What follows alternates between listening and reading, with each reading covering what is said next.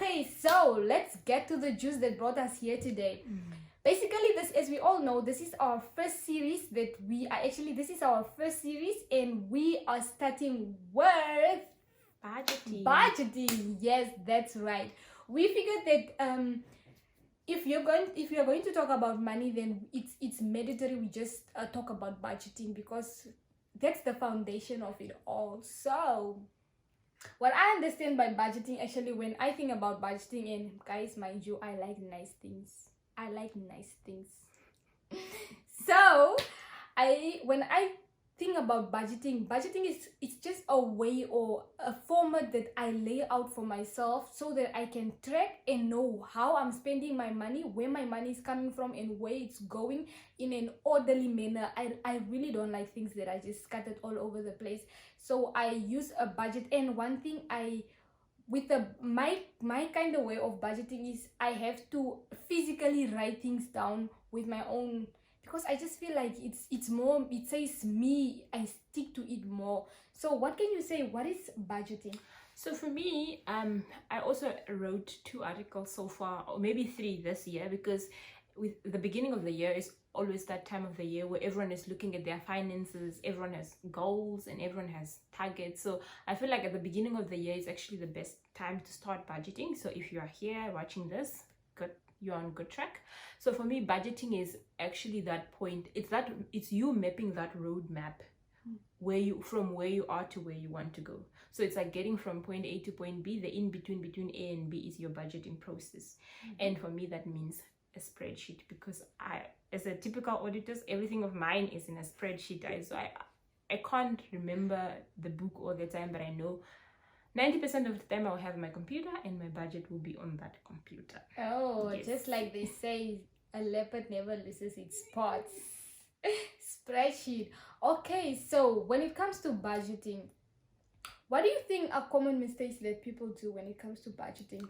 I think the first common mistake that people do when they budget is thumbstuck the budget. So it doesn't help you saying you're going to receive 10,000 when in fact you're only going to receive 8,000.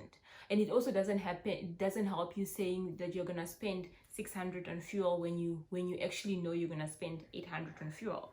I know I'm on this financial journey, but I thumbsuck a lot, and that is what I'm trying to prevent. Okay, thank you for that enlightenment. So tell me, what do you think a budget's used for? A budget is actually used for tracking your expenses. You need to be able to know what money you're expecting and what money is going out. And for you to be able to do that, it's by you accumulating a record over a period of time, so that you reach at a point in time where you know on a monthly basis this is how much you spend. So it's not a once-off process. It needs to be an ongoing process, because some expenses are once-off, like you paying your car disc that's expiring, because that you only do once a year. But you also have your expenses that are recurring, like your mortgage payment, your rent, your electricity bill. So it's being in position to know on a monthly basis what is money that's coming in and what's money that's going out, and also knowing where it's going at the end of the day. So that's basically budgeting in a nutshell. Okay, since you talked about money that's going out, money that's coming in, and tracking your spendings and your income, so what would you say, how do you gather information, or what information do you need to draft up your budget? Okay, so what I personally do not on a monthly basis, once a year, I like using the first month of the year as a trial month. Like basically I used to have a money app where you can download it. I think it was called Spending Checker on Story. So every year at the beginning of the year, I tried to use 1 month as a trial month, because obviously in December you are coming with a whole host of expenses from festive season, which is another whole story on its own. But then in January you kind of start on a clean slate, because your bank account is almost also clean. There's not much happening there in January. Really. So basically what I do is then I gather my expenses. Most of the expenses you already know from the previous year, which is your rent and everything. But basically I try to get to break down my budget in categories. So it's my income and it's my expenses. And within expenses, I have all sorts of categories. So income, I would have my salary coming in because I have an 8 to 5 job. Then I'll have my side hustle income, which is your business income. So if you do a bit of like your airtime selling business, the profit that you get from that would go in a side hustle income. You can also have passive income, like if you have shares and the company declares dividend, it also needs to come in as an inflow. And you can have, sometimes you borrow money or you lend money to friends and they default, and then 2 months down the line, boom, money comes in. So I also put like debt collection in my income category. Then I'll have now a total income category, and it's from that total income category that everything else will channel out.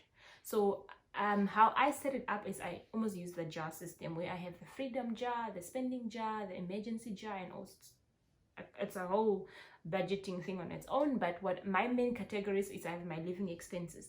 In my living expenses, that's where I have my rent, my insurance, my life cover, and all of that. And then in my emergency saving, I just put money aside just in case something happened. You know, black tax is also real. Your grandmother just you know, black tax, you know. So I have my you went to school, you studied, you decided to be the smart cousin, so you have to pay us back. Yes. So basically, yeah. So then you have your emergency. Then I have my savings, and savings I would normally have a few line items there. Then I have my short-term savings in there. Then I'll have my long-term savings.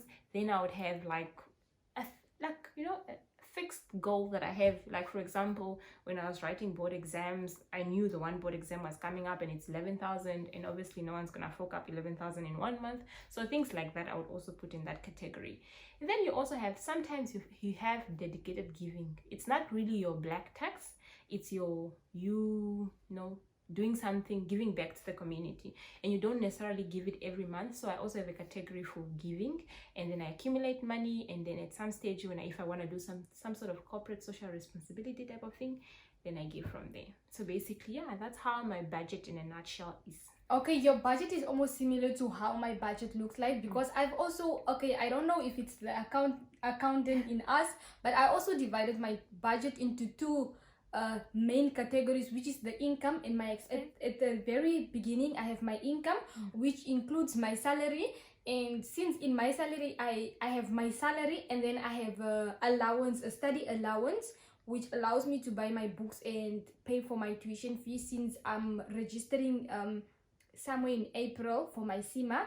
So, and then I have my side hustles, which is now the O&M from my clients.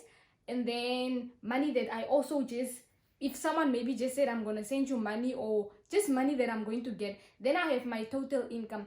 Then I also have, then under my expenses, I have categories also. I have my living expenses, which that amount for me always just stays the same. And it's already, like, I already set out my budget for 6 months. Ooh, so girlfriend. Yes, I already set out my budget for 6 months, and that living expense is always the same. It's always the same. And then I have a category for my savings.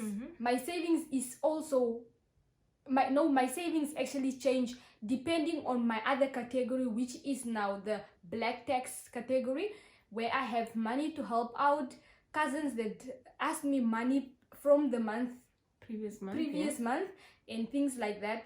And then what I do is my living expense, I always make sure that I take it out of my salary, because I know your salary is guaranteed, but your client can just decide to default, and now you already use your salary for something else, and you didn't pay rent, which I find very disrespectful, guys. People that don't pay rent, it's very disrespectful. Yeah, true. So I always make sure that my living expenses, my basic needs is catered for in my salary, and then the rest, black tax and everything, comes from portion from my salary and also from my side hustles. Yeah, that's good. It's always nice to have a little bit of a buffer in your budget. You don't want your expenses totaling at maximum, equaling your expenses, because things can happen, like it, and people make errors. Like sometimes HR can accidentally make a typo when they are releasing the bank account, and all of a sudden you are paid 4,000 less than you normally earn. Yeah, but so, one thing also is my living expense is not more than my salary. So Within there's this. a certain limit but it's just fixed. Oh, okay. It's just that I have these fixed things that I have to pay for that every month, like cab to go to work, yeah, things like that. So it's not that it's exactly equal to my salary, because from my salary I also get to that's where I get to take money to send to my savings and whatnot and things like that. Yeah. So yo guys, this is just getting juicy, just as juicy as this crystal clear apple juice. Let me ask you, now that you've drawn up your budget and you basically tracked your income and expenses on paper, how do you put it into work? So what I normally do is with my budget in Excel, I have an additional column that says method of payment. So that basically means it's either a debit order, and personally I hate debit orders because I just feel like I feel poor after they just attack my salary. So I know a lot of people use debit order as a means of financial discipline, but personally I don't really favor debit orders. So it's debit orders, and I find it very disrespectful. Why? Debit orders. Yes, like it's sometimes people... I go to work alone. I wake up. You don't even set the alarm for me. But come the whatever date, the 31st of February, you must. Now you know that I'm getting paid. So and those people never fail to take me. And I find it very, because my budget always starts the 27th of each month, despite the fact that I get paid on the 30th. I mean on the 25th. Because I just want that leeway between the breather. Family members, now you know when she gets paid. Yeah. No, I just want that breather between my money coming in and my money disappearing. Because I worked so hard for it to just disappear in one day. Please. That's the thing. That's a rule. That's kind of like a rule that I created for myself. Okay, like last year during my first year of working, I would get money and I make sure to complete my budget within that first day of pay, and then I later went to think, no man, I must just see that bank account standing at this amount for even if it's just going to be 3 days. Yeah, so then I feel rich, I feel empowered to wake up tomorrow and go to work. Not that today I wake up and it's like it's payday, but I'm already broke by the time I come back home from work. True, that's why I personally, my budget starts on the 27th. Okay, so, continue. Yeah, so then I put an additional column of how I'm gonna pay, or how the money is going to go wherever it needs to go, whether it's savings or expenses or emergencies or donation. So it's mainly for me is debit orders, that is only the mandatory things like my life insurance, my mortgage bond, where I don't really have a choice, and the bank said you need to use this method of payment. So it's either debit orders or EFT. I love EFT because I have a bundled account that has a fixed monthly fee. We are not going to talk about the bank because we didn't come to that yet, because we still need that bank to give us at least maybe just a little bit commission for us to spread this news. So yeah, so then it's EFTs, and then it's debit orders, and then sometimes it's actual drawing, because sometimes I don't like using my card everywhere because there are certain places that looks really dodgy. Oh, I remember when I went to Cape Town, I came back and then I was sitting at my uncle's wedding, and suddenly I'm taking so much money from my account, and I'm like, I'm back in Namibia, I'm no more in SA, and that was really hurtful because I was swiping left, right, center. So now I know better. Yes, so next time you travel, please try and swipe your card in malls where there are banks, and not in dodgy open markets. And I also did it when I was in SA recently. I went to swipe it in open market, but I didn't, and it was even those tap options that don't require a pin. So I was like, that was a bad choice, and I mustn't have done it. But anyway, but did something happen? No, nothing happened. But I just I went back home and I reflected on it, and I'm like, but why did I do that? Like, it's not the safe. You need to be able to judge a place whether this place is where your card is most likely to get cloned, or it's really a legit, genuine place. So EFTs, debit orders, withdrawals, or I don't really use cell phone banking because sometimes the charges can get too high unless you are I don't know how your bank works, but personally, my bank with cell phone banking, sometimes the charge gets too high. So I generally just use those 3 methods. With cell phone banking, I actually the way I distribute my money is, okay, people that I can physically reach out to, I make a once-off withdrawal and I pay. On my budget, I forgot to mention that there's also payment dates. Oh, okay. I have a column that has payment dates when this person or when this needs to be settled. But for my savings, it's immediately when my money comes in. Whatever I said I'm gonna send to my savings that month, I just send it already, so that even if something comes up, I don't have access to the money, so I don't feel bad for saying no to someone. Something like that.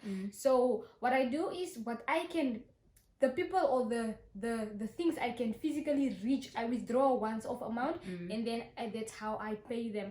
And then when I need to send money, then unfortunately I make use of cell phone banking, which is mostly always e-wallet and pay to sell.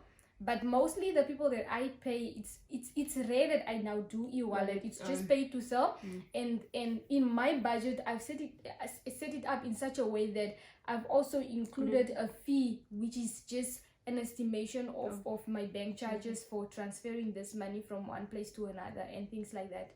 Yeah, the one thing I also picked up from your conversation is about withdrawing bundled amount. It can be a good thing if you have a budget and you can stick to it.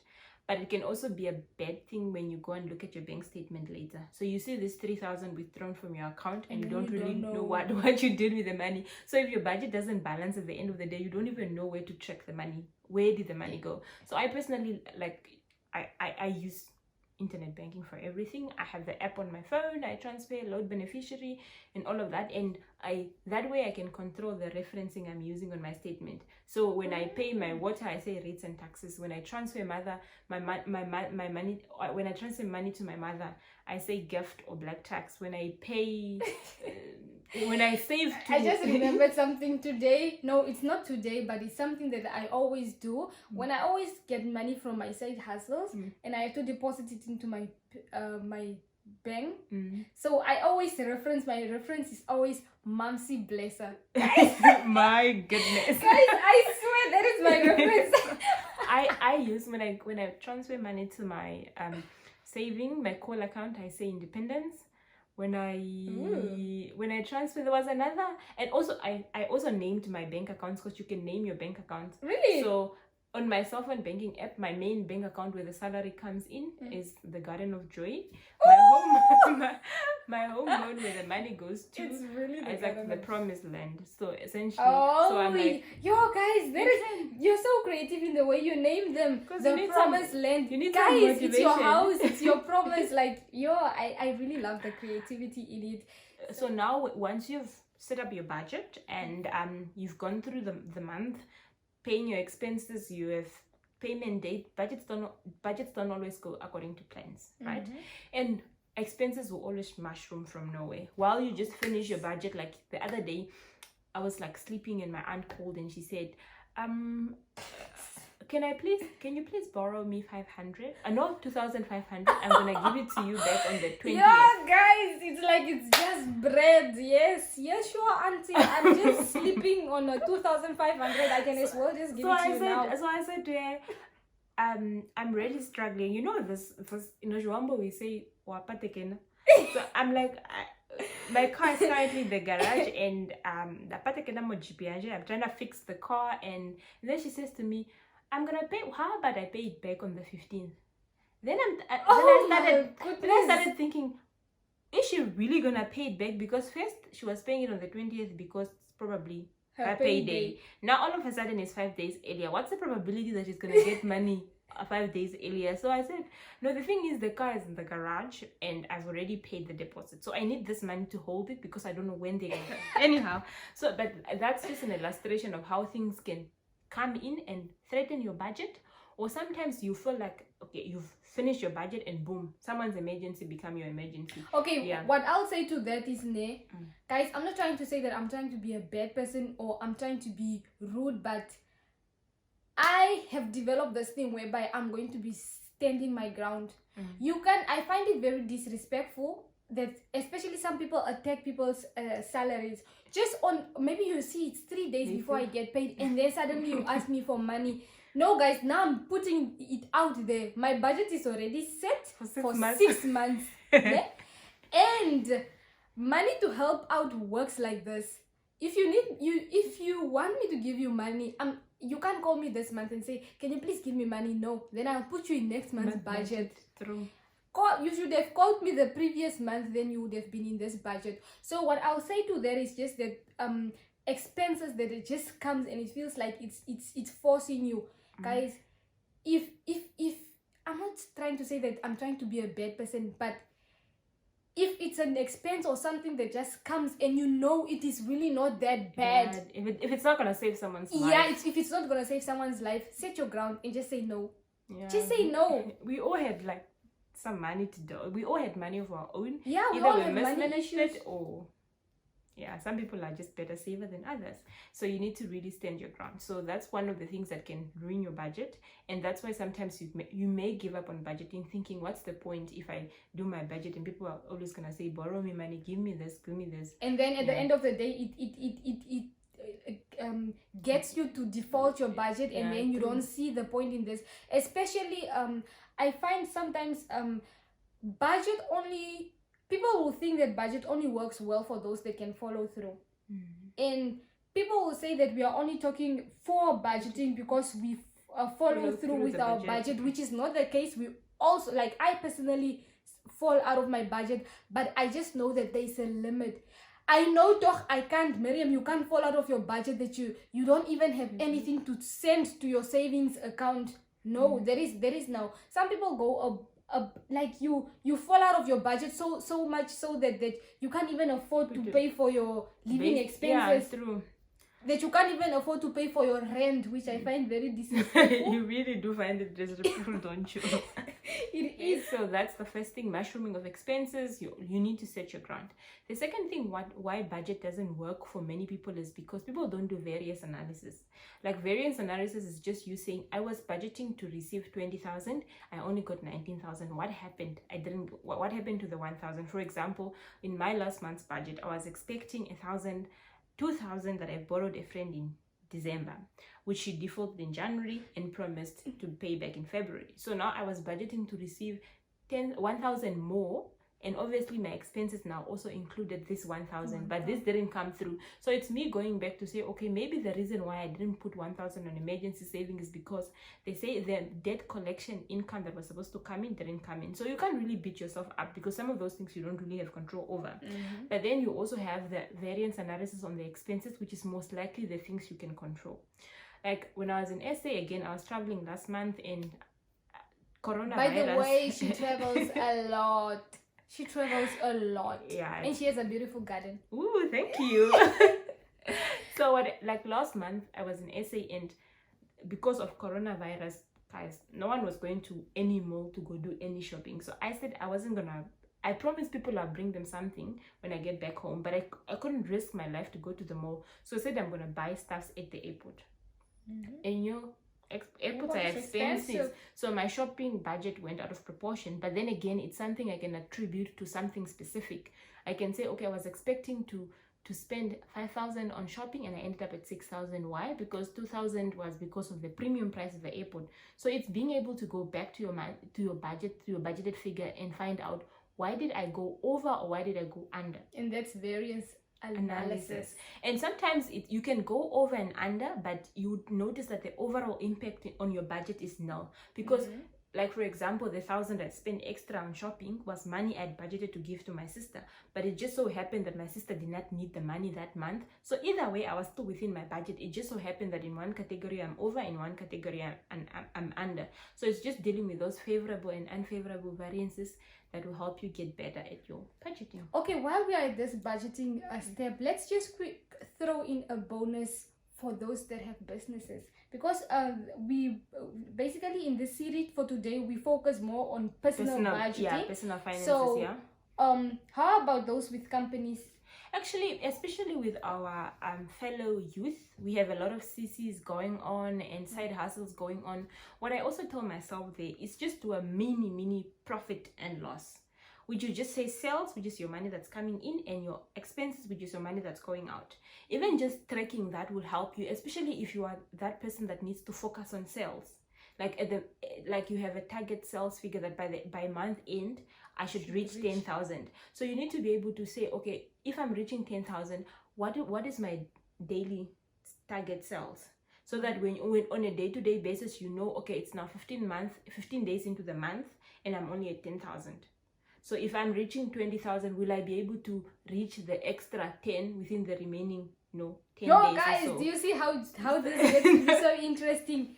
So continue.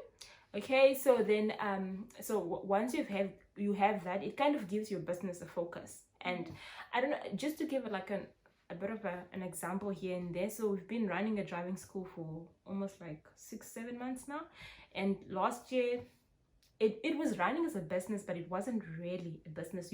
When you're doing your own business, then it's business income, then you pay your rent with business income, things like that. So and when you're running your own business, it's very easy to that business, you have it on your budget as your side hustle. Side hustle. So at the end of the day, you have a salary that came in, you have side hustle income that came in, but your expenses are equivalent to your salary plus side hustle. So now you wonder what would have happened if the side hustle wasn't there. So the one thing I can give you is that to split your side hustle from your salary, and maybe do the business budget aside from your personal budget. Because with the business budget, then you know, okay, I'm targeting to achieve this much sales, and my business expenses should be limited to this. Otherwise you end up cross subsidizing. Your living expenses is too high. Now you are taking income from the business to fund your lifestyle, or the other way. Your business is making a loss, but you're actually not seeing it because some of the business expenses are being paid with your personal salary, which you want to keep actually those lines separately. One thing I never mix: my personal finances and my money. I'm joking. I mix them. Just like you're saying, I mix them and I borrow money from. Come on, these are two entities, but they still belong to the same person, so they can just borrow each other. Intercompanies. Intercompany transactions. In a nutshell, what do you think are few takeaways that we can take away from this? I think from today's discussion, it's never too late to start budgeting. And even if it's in the middle of the month, you can still go back to your account and say, okay, this is how much is left in my account, and these are how much expenses are still left to be covered. Okay, and you can still actually be in a better place to say, okay, now that I'm 15 days into the month and my money is already gone, where did my money go? Because that starts your data gathering process for your next month's budget. And you should always do your budget before you get paid, because your brain was never wired to deal with money. So once you have money, it can go all wild and you never even get to anything. So start your data gathering process, and start finding what will work for you in terms of tracking your expenses. You see, she likes writing down. For the life of me, I can't write it down.